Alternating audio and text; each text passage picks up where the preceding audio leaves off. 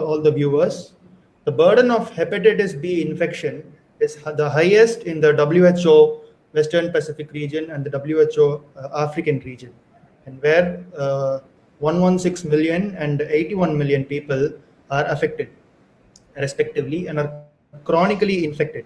As we observe the World Hepatitis Day on July 28, we need to speak a lot more about its awareness, treatment, and how delay in getting diagnosed for the infection may have serious impacts on our health.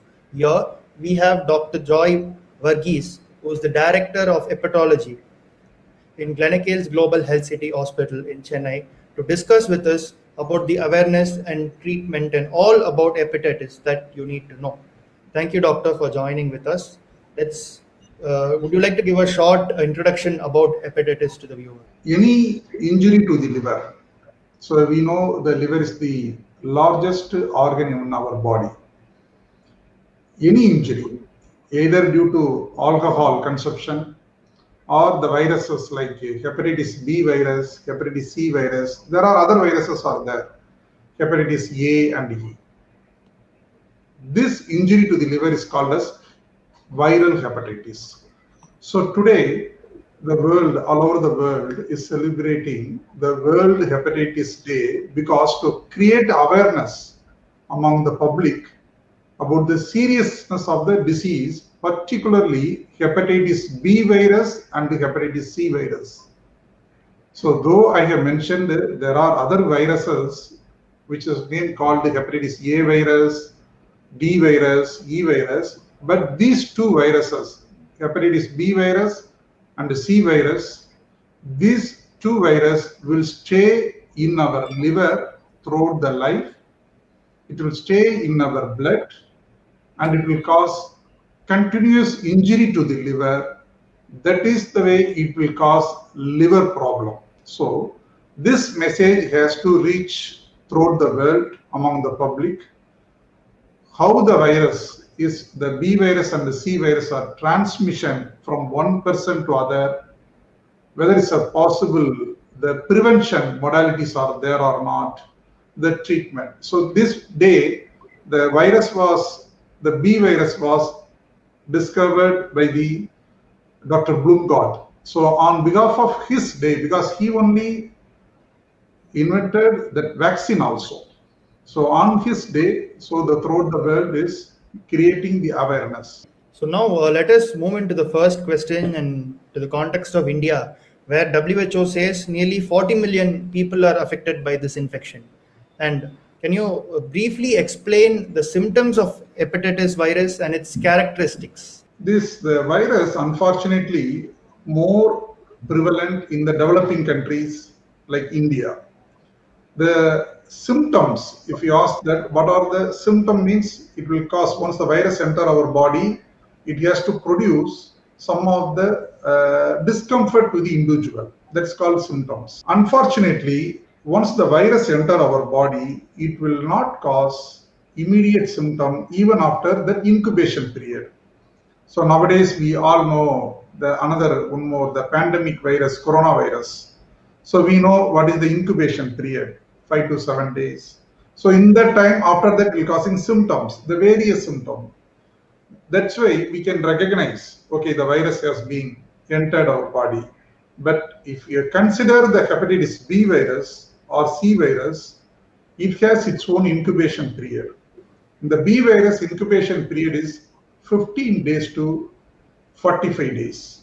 That means once the virus enters, for 2 weeks, it will not cause, it will try to multiply, and in the 45 days only, it will complete its multiplication.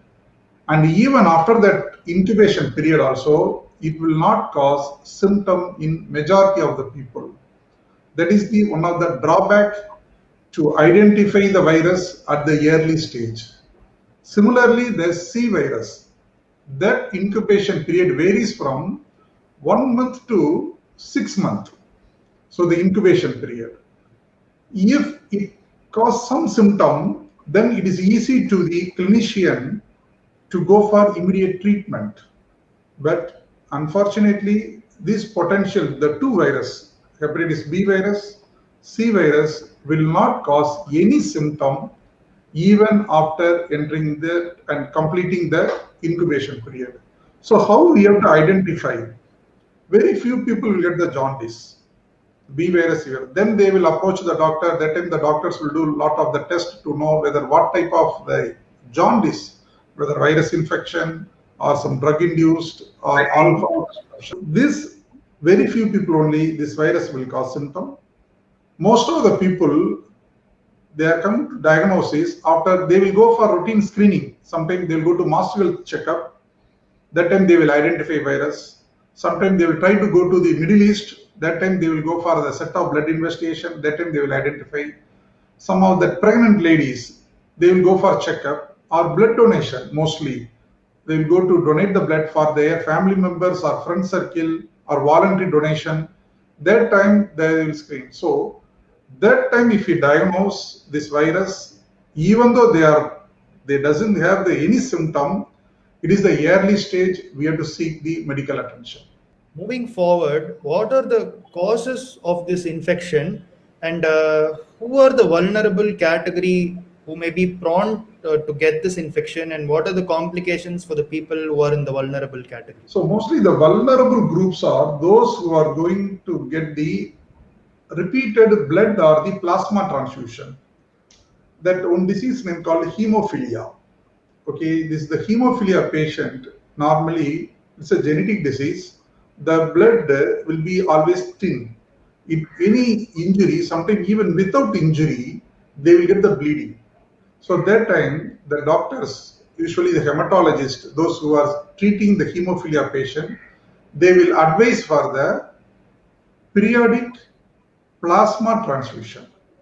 So the vulnerable groups are those who are getting the blood or plasma, the blood product, the transfusion, repeated the transfusion, that group. Second is the dialysis group. We know that on the kidney failure patient, they are going for the repeated weekly thrice or weekly twice, the dialysis. So the dialysis group individual is the second vulnerable group. And mostly the IV drug abuse people. Fortunately, in our part of India, there is less, but there are some areas in all over the world, including India, the drug abusers, they will share the needle from one person to other person, IV drug abuse. That groups is the highly vulnerable to transmit the infection from one person to other individual due to the sharing of the needle. So these are the vulnerable group. But some pocket, for example, if you take the Nicobar Island, India, in our country, the tribal area, they used to get for the tattooing.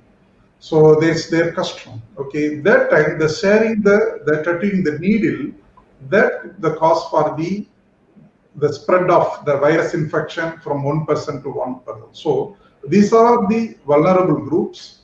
But as I already mentioned, the virus once enter, even after the incubation period, very few people only it will cause symptoms.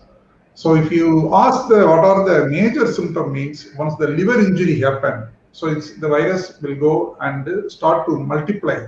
One virus will turn to the even 1 million or more than that trillion level, the virus will multiply within the liver.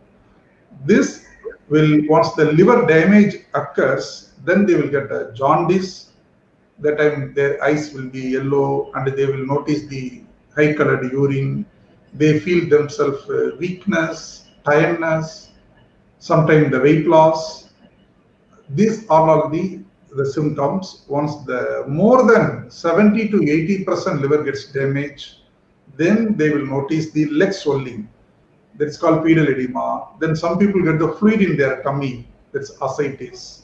And some people will get the bleeding problem, bleeding from gums, nose, blood vomiting, blood in the motion. These are the, once the liver damage occurs, more than 70% of the patients.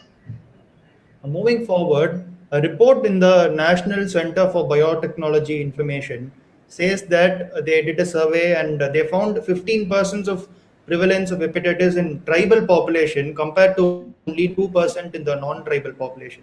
So does this indicate a stark contrast in awareness, and how should we work on improving awareness in all sections of society about this? Of course, because the tribal groups, they mention the prevalence crossing more than 50%.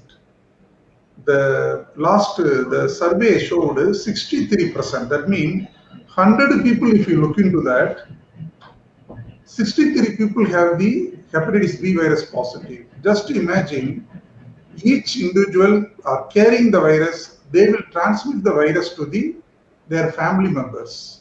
So the main reason, definitely, that the tattooing play a major role. Particularly, that's why I mentioned the Nicobar Island, okay, the tribal community.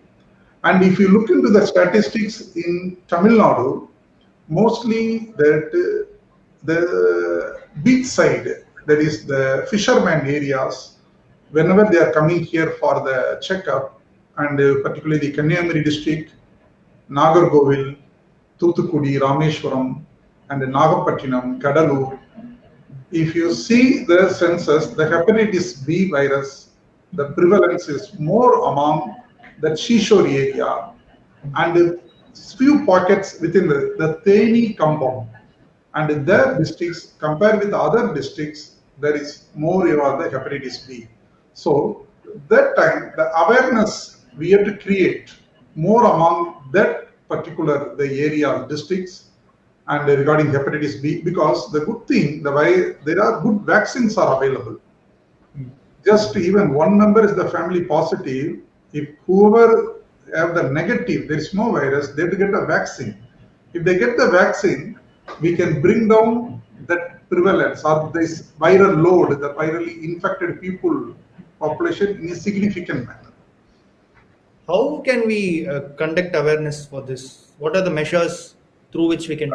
Yeah. See, already the CMC Vellore has conducted the several districts for this. Was not now, even earlier days, even 2008 and 2018 other papers. So many district level. If you talk about Tamil Nadu, they already conducted. The same way, if you take each state in India, there are several studies has been published. Epidemiology of the hepatitis B virus in the particular state. In Orissa, they have conducted, West Bengal. That specifically noticing which district the viral load is very high. So, example, I told Tamil Nadu, the Shishore area and the Theni compound. So, similarly, each state has conducted the epidemiological survey. So, the government has to go through that. I mean, this all published, everything's awareness. So, departments are there. So, public health departments. So, that particular area, they have to concentrate and how the polio eradication is possible nowadays. So same way, this particular area, they have to go for compulsory screening for hepatitis B virus to age more than 15 years. So why I'm telling the age more than 15 years group? Because this 2009 itself, National Immunization Program, this expanded, that is called our program. I mean, India, the government of India implemented the National Immunization Program. All the babies who are born in India, either rural or the urban area, the hepatitis B virus vaccine has been incorporated along with the DPT and polio. So 6th week, 10th week and 14th week of the baby, all baby will get it. So 100% the babies who born beyond after the 2009, as they already received the 3 doses of hepatitis B virus vaccine, they are not in the vulnerable groups. So those who have age close to 15 and above, this particular bacteria, they have to go for screening for hepatitis B, and the prevalence in Tamil Nadu, it shows around 1.67. Earlier it was 4%, now it shows 1.67%. And if you go into the urban area, it is very less than 1%, 0.3%. So urban area in Tamil Nadu is almost better control the hepatitis B, but the Shishore area still the prevalence high. Compulsory screening and the vaccination, we have to implement the vaccination. We can simply control the viral load in not only in Tamil Nadu, in all over India. Now, in the treatment side, how is hepatitis B treated once a patient gets infected, and what is the duration period of treatment for a patient? There are two drugs are available nowadays. The fantastic drug. So it came in the market around the 2004 and now 2008. Other one more drug. The name of the drugs are entecavir and tenofovir. All over the world, these two drugs are nowadays used in all hepatitis B virus infected patients. Here I wish to stress one point. The hepatitis B once get infection, all the infected people doesn't require these two medicines. Only those who have the virus shows activity. Some of the people, the virus will not show any activity. Activity means multiplication. Some of the people, virus will be in their blood, but it won't multiply. That category, we should not touch with the medication. We should not give. But those group need the shows the viral activity. We have to use either this entecavir or tenofovir. But if you ask about the duration, simple answer to the question, lifelong, they have to take a medicine. By mistake, if they think, okay, virus is now undetectable, if they stop the medicine without doctor's advice, it will get flare. Flare in the sense, again, the viral will start to multiply. That time, very difficult to use the same medication because sometimes the virus will develop resistant to the medications. So, entecavir, tenofovir, there are two drugs are working very well to control the disease. It is not costly and there is no side effect of the medication. So, since you said the treatment could be lifelong, it is better for a patient to get diagnosed and not get this virus than get it and take a treatment. Correct. Exactly. So, if we get a virus infection and if it shows the multiplication in their blood or liver, that time they need a medication lifelong. Before that, they have to go for checkup. If there is no virus, better get the vaccine, then it will give a lifelong protection. So that is the best way to control or eradicate the virus in our country. Several studies have shown that there is also a vertical transmission of this virus from pregnant mothers to their children. How does this work, doctor, and does it affect the child also? So I told the virus will transmit from the contaminated the blood or blood product and the sharing the needle and everything. Same way, the virus as it's in the blood, there is a chance the virus in the mother, from the mother through the placenta, it will go to the fetus. But mostly the duration, the time period is the last trimester. So if we know the mother is a hepatitis B virus, there are medicines, same medicines, the entecavir or tenofovir medicine. We will give it to the mother at the last trimester, 7th month of that amenorrhea. So the mother has to take one pill per day. This is the safe medicine. It will not cause any harm to the mother or baby. So taking this medicine, it will prevent the virus transmission from the mother to baby through placenta. And once the baby borns, immediately we have to give the medications. There are immunoglobulin. That's called two types of things. One is the passive and active. This freely available in all general hospital. Okay, if the private hospital means they have to pay, but in the general hospital, this is a costly medicine. It is freely available.